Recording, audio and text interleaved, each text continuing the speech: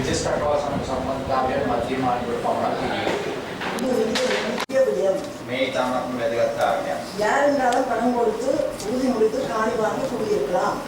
ඕනම කෙනෙකුට வேறு மாநிலத்தை சேர்ந்தவர்களை திட்டமிட்டு குடியேற்றுவதை தடை செய்ய வேண்டும். නමුත් රාජ්‍ය අනුග්‍රහය සහිතව වෙන පළාත්වල අය පදිංචි කරවීම සලසුන් සහගත පදිංචි කිරීම නොකළ යුතුයි. காணி குடியேற்ற திட்டங்கள் மாகாண சபைக்கு மட்டும் குறித்துடையதாகும்.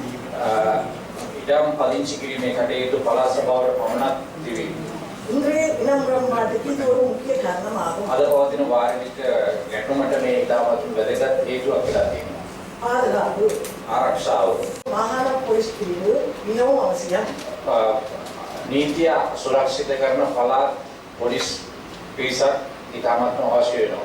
இதனால் அடிப்படை மொழி பிரச்சனை இருக்கக்கூடாது. ඒ තුළ මූලික භාෂා ප්‍රශ්නයක් නොතිබිය යුතුයි. மாகாண போலீஸ் பிரிவினரால் நடைமுறைப்படுத்த சட்டத்தை நடத்த இதுவும் மாகாண சபையின் வேண்டுதலின்படி நடைமுறைப்படுத்தலாம். அடுத்தது என்னன்னா இந்தியா இலங்கை ஒப்பந்தம் அடுத்தது மாகாண சபை வந்து கைமுதாசர் அதே பொலிசி ரெண்டு அதாவது சிங்க மக்கள் ரெண்டு யூஎன்பி கேட்டுதான் செய்வாங்க. அப்போ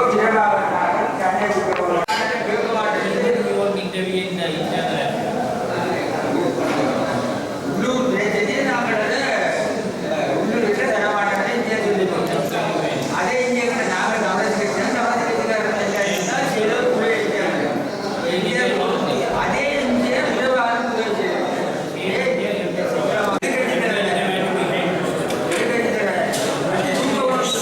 உடனே கோமணக்கத்தியோட நிற்கிறோம். அடுத்தது நாங்களாவே எங்களுக்கு அதாவது எங்களே வந்து செஞ்சவனுக்கு இருக்கிறோம். அப்போ அப்போ அதை செய்யறாருங்க இப்போ இப்போ இந்த ஜனாதிபதி தான் அதை செய்ய முடியாது. ஆனால் தனியே செய்கிறார். அந்த சிங்கள மக்கள்கிட்ட ஒரு நாங்கள் கோமணக்கத்தியோட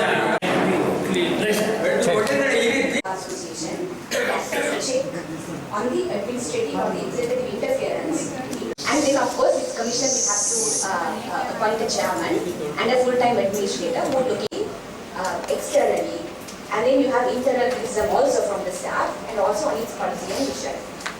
The external criticism which comes about the legal aid commission is the target beneficiaries or the deserving persons which the legal aid act in this stage. What they say is, large number of people say they don't know about the services of the Legal Aid Commission. So it means plantation workers would not know that there is Legal Aid Commission, there are Legal Aid Commissions in the country. Factory workers would not know they could go to the Legal Aid Commission to ask rights on labor rights violations. And even in the north and east for a long time, IDPs and refugee detainees did not know that they could come to the Legal Aid Commission for assistance, and so on and so forth.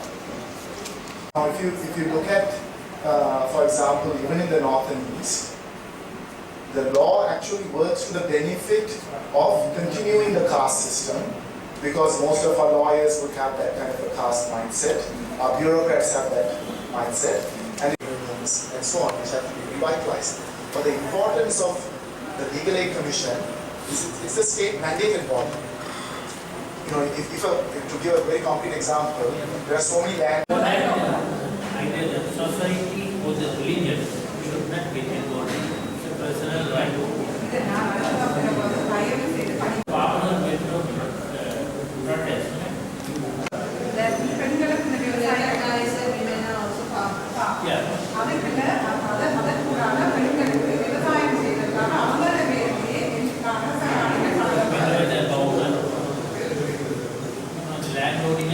சபையிடம் අදහස් විමසන සභාව වෙත සමර්පිත கடமைப்பட்டிருக்கிறது.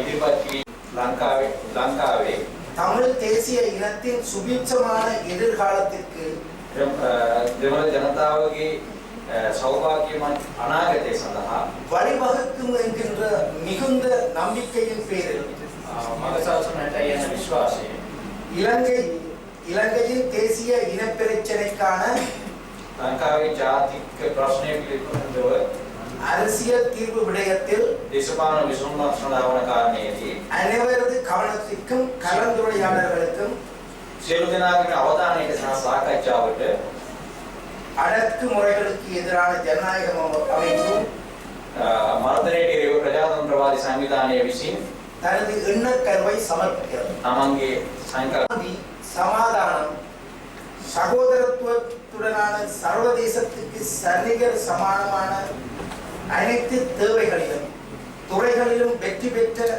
தன்னிறைவான நாடாக இலங்கை மலர வேண்டுமானால் இலங்கை ஒரு சமஷ்டி குடியரசாக மாற வேண்டும். ශාන්තිය විෂයන්ගෙන් ජයග්‍රහණය ලැබීමට ස්වයංපෝෂිත රටක් හැටියට ලංකාව පත්විය යුතු නම් ලංකාව அத்தோடு இந்தியாவை போல இலங்கையும் ஒரு மத சார்பற்ற நாடாக மாற வேண்டும். ඒ වගේම ඉන්දියාව 1978ஆம் ஆண்டு அரசியலமைப்பின் 13வது திருத்தச் சட்டம் தோல்வியடைந்ததற்கான காரணம் 1960 வடகிழக்கு தென்கிழக்கு அலகு மலையக தமிழ் அலகு என்பவற்றிற்கு அப்பால் சமச்சீர் அதிகார பரவலாக்கல் அனைத்து மாவட்டங்களுக்கும் வழங்கப்பட்டமையாகும்.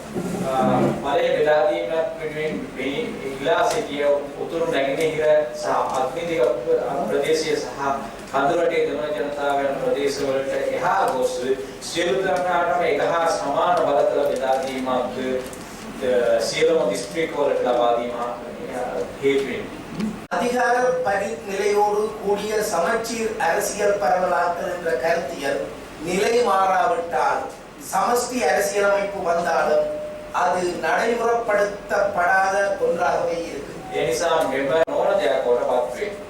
இதன் காரணமாகவே அரசியலமைப்பு ஏற்பாடுகளை பற்றி நாம் பேசத் தொடங்கும் முன்னர் ඒ නිසා තමයි ආණ්ඩුක්‍රම ව්‍යවස්ථාවේ ලක්ෂණ පිළිබඳව අපිට කතා කිරීමට පෙර தமிழ் மக்கள் கூட்டத்தினது தனித்துவமும் சுயநிர்ணய உரிமையும் ஓர் அரசியல் உடன்படிக்கை ஒன்றின் மூலம் அங்கீகரிக்கப்பட வேண்டும் என வலியுறுத்துகிறோம். ඒ නිසා තමයි අපි අවශ්‍ය කියලා. அரசியலமைப்பு ஆக்க முயற்சிக்கு முன் எட்டப்பட வேண்டிய அரசு தொடர்பான தொலைநோக்கு பார்வையானது ஓர் உடன்படிக்கை வடிவில் பொஸ்னியாவில் கைச்சாத்திடப்பட்ட டெய்டன் உடன்படிக்கை, வட அயர்லாந்தில் பிரச்சனை தொடர்பில் கைச்சாத்திடப்பட்ட குட் ஃப்ரைடே உடன்படிக்கை போன்ற ஒரு உடன்படிக்கை சம்பந்தப்பட்ட தரப்புகளிடையில் கைச்சாத்திடப்பட வேண்டியது அவசியமாகும்.